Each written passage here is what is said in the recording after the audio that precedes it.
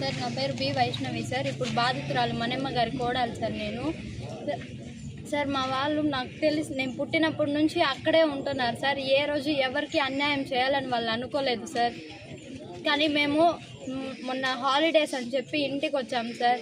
ఇంటికి వస్తే నిన్న పోలీసులు వచ్చారు సార్. నేను చదువుకుంటాను సార్. పోలీసులు వచ్చారు. ఎందుకు వచ్చారు నాకు తెలియదు సార్. ఇది గత 3 సంవత్సరాల నుంచి ఉంది సార్. వైఎస్ఆర్ ప్రభుత్వం ఉన్నప్పటి నుంచి ఉంది సార్. ఒక్కరు కూడా పట్టించుకోలేదు సార్. దీని గురించి మేము ఎంత నరకం అనుభవిస్తున్నామంటే అది మాకు తెలుసు సార్. మా బావ 10th క్లాస్లో 2nd ర్యాంక్ సార్ స్కూల్కి. ఆయన కాలేజీకి వెళ్ళట్లేదు సార్. కాలేజీకి వెళ్ళకుండా చేసి పెట్టేశారు సార్. 2nd rank sir. ఎంత బాగా చదువుతాడో సార్. కాలేజీకి వెళ్ళట్లేదు సార్. ఇప్పుడు వెళ్ళాలంటే కూడా భయం వేస్తుంది సార్. ఎక్కడన్నా పంపించాలంటే ఎక్కడికన్నా బయటికి వెళ్తే నవ్వుతారు సార్ చూసి మమ్మల్ని. దళితులు అంటే మరీ అన్యాయమా సార్? నేను మాట్లాడితే నేను అడగాలనుకున్న మొదటి ప్రశ్న సార్, మనుషుల ప్రాణాలకి విలువ లేదా సార్? ఇక్కడ దళితులు అంటే మరీ అన్యాయం. మీ కాళ్ళ కింద చెప్పుల్లాగా చూస్తారా సార్ మమ్మల్ని? ఏం సార్ అసలు ఏం చూస్తున్నారు సార్? ఇంతమంది ఇంత పెద్ద గవర్నమెంట్ ఉంది, ఎందుకు సార్ అసలు మీరు ఉన్నా ఒకటే లేకపోయినా ఒకటే సార్? మమ్మల్ని పట్టించుకోకపోతే దళితులు కాన్స్టిట్యూషన్ చెప్పింది కదా సార్ అందరూ ఈక్వలే అని చెప్పి, అయినా పట్టించుకోరా సార్? మేమంటే మరి అంత హీనమా సార్? మాకి మనుషుల ప్రాణానికి విలువ లేకపోతే ఎలా సార్? నేను అడిగిన దానికి మీకు ఏ క్లాస్ చదువుతానమ్మా నువ్వు అన్నారు సార్. నేను 9th క్లాస్ చదువుతానంటే బుద్ధి జ్ఞానం లేదమ్మా, ఇట్లా మాట్లాడితే కేసు అయితే మీరు చదువుకోగలరా? మీరు గవర్నమెంట్ జాబులు ఇస్తారా మీకు అని అడుగుతారు సార్. అంటే ప్రాణం మీదకి వచ్చే కూడా పట్టించుకోరా సార్? అది జస్టిస్ కాదని నేను చెప్తూనే ఉన్నాను సార్. ఆమె పడిపోయి దొర్లాడుతా అంటే కనీసం పట్టించుకోలేదు సార్. పోలీసులు ఉన్నా ఒకటే లేకపోయినా ఒకటే సార్.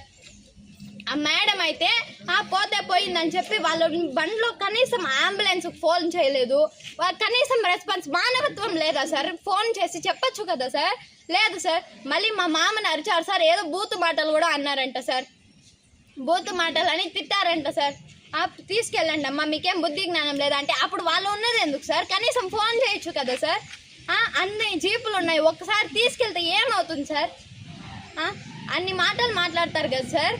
మేమున్నాం, మీకు ఏమన్నా అయిందంటే పోలీస్ స్టేషన్కి రండి చూసుకుంటామంటే ఏం చూసుకున్నారు సార్? అసలు 3 ఏళ్ళ నుంచి వాళ్ళు స్కూల్కి వెళ్ళట్లేదు సార్, కాలేజీలకు వెళ్ళట్లేదు సార్. అంత చదువుకుని ఎందుకు సార్? మేము ఇంకా గవర్నమెంట్ జాబులు ఇస్తామన్నారంట కదా సార్. గవర్నమెంట్ జాబులు ఎప్పుడు సార్ ఇచ్చారు? మా అమ్మ ఏఎన్ఎం చేసింది సార్. ఇంట్లో కూర్చొని పాచి పనులు చేసుకుంటాను సార్. మా అత్త వాళ్ళు బిఏలు చేశారు సార్. వాళ్ళు ఏం పనులు చేస్తున్నారు సార్? ఏం లేదు సార్. మా అమ్మ ప్రతిసారి ఎగ్జామ్ రాయడం, పోవడం, ఎగ్జామ్ రాయడం. ఈసారి మళ్ళీ ట్రై చేస్తాను సార్ ఏఎన్ఎం నర్సింగ్కి. ఏం సార్ ఉంది అసలు? ఏం చూసుకుంటున్నారు నాకైతే అర్థం కావట్లేదు సార్. మనిషి ప్రాణానికి విలువ లేక ఆ ల్యాండ్కున్న విలువ మా మనుషుల ప్రాణాలకు లేవా సార్?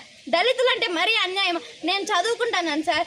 నేను చెప్తాను సార్, ఆ జాబ్ నాకు రాకపోయినా పర్వాలేదు సార్. ఆ న్యాయం జరగాలి సార్. న్యాయము లేట్గా జరిగినా పర్వాలేదు సార్. న్యాయం మాత్రం అన్యాయం ఓడిపోవాలి సార్. నేను చెప్తాను, అన్యాయం జరగనంటే జరగకూడదు. ఆ ల్యాండ్ మాకు రావాలా, మాకు ఇల్లు కట్టించాలా. మా అత్తకి ఏమన్నా అయ్యిందంటే ఒక్కరిని కూడా వదిలేదు లేదు సార్. నేను సీఎం దగ్గర కావాలా, ప్రెసిడెంట్ దగ్గరికి వెళ్ళాలి, ఎవరి దగ్గరకన్నా నేను వెళ్ళి మాట్లాడతాను సార్.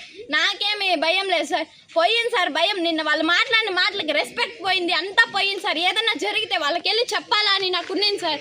కానీ అలాంటిది ఏం లేదు సార్. నిన్న వాళ్ళు మాట్లాడిన మాటలకి మా నాన్న ముందు జరిగిన గొడవల్లో మా నాన్నకి తలకు పట్టి రాయేసేసారు సార్. ఎవరు వేసారో తెలియదు కానీ మా డాడీని చూడలేకపోతున్నాను సార్. నేను ఎంత ఆ దెబ్బకి 3 నెలలకు ఒకసారి హాస్పిటల్కి తిప్పుతున్నాను సార్. ఇప్పుడు మా డాడీ వాళ్ళ నడిచే కావట్లేదు సార్. తల తిరుగుతాందంటున్నారు సార్. ఎన్ని బాధలు పెడతారు సార్ అయినా మమ్మల్ని. మేము ఎస్సీ ఎస్టీలకి ఏం పని పడలేదనుకుంటున్నారా సార్? మాకి ఆత్మాభిమానం అనేది ఒకటి ఉంటుంది కదా సార్. మరి అంత హీనంగా చూస్తే ఎట్ట సార్ మేము బతకడం? కనీసము కాన్స్టిట్యూషన్ అప్పటి నుంచే రాశారు కదా sir, all are equal before law అని చెప్పి. ఎక్కడ సార్ ఈక్వల్గా చూస్తున్నారు మమ్మల్ని? మేము ఏమనుకుంటున్నారు సార్ వాళ్ళు మమ్మల్ని? అసలు మేమేమి జరగలేమని చెప్పి, మేమేం చెయ్యలేము చెప్పలేమని సార్. తలుచుకుంటే మేమేం చేయాలో, ఎక్కడికి వెళ్ళాలో మాకు తెలుసు సార్. వాళ్ళ మీద నమ్మకం పెట్టి మాకు న్యాయం జరిపిస్తారని చెప్పి నేను చూస్తున్నాను సార్. ఏదన్నా జరగని మాకు న్యాయం కావాలా. ఆ ల్యాండ్లో మాకు బాత్రూమ్ కట్టించాలి, కనీసం స్నానం చేసేదానికి లేదు సార్. ఎలా సార్ బతకడమాడా? ఏదైనా మాట్లాడితే మేము రెడ్డిస్, ఎందుకు సార్ బీసీ ఓసీలు అని చెప్పి దేవుడు ఏమన్నా సృష్టించాడా సార్? అవి దేవుడు మనుషులను సృష్టిస్తే అందరినీ కలపోసుకుంది. మేము ఎస్సీలు ఎస్టీలు బీసీలు ఓసీలు రెడ్లు అది ఇది అని చెప్పి ఎక్కడ సార్ ఉంది? సార్ మనుషులు ధైర్యంగా మాట్లాడాలి సార్. ఏదన్నా జరగని అండ్ మాకు న్యాయం కావాలా, వాళ్ళు ఏం చేస్తారో చెయ్యాలా. మా అత్తకేమన్నా కానీ మా నాన్నకేమన్నా కానీ మళ్ళీ చూస్తాను సార్ వాళ్ళ కథ. నేను ఎక్కడికి వెళ్ళాలో నాకు బాగా తెలుసు సార్. నేను అక్కడికి వెళ్తే సుప్రీంకోర్టుకి వెళ్ళమంటారా, వెళ్తాను సార్. నేను వెళ్ళి మాట్లాడి నేను న్యాయం జరిగేంత వరకు పోరాటం చేస్తాను సార్. ఏదన్నా జరగని.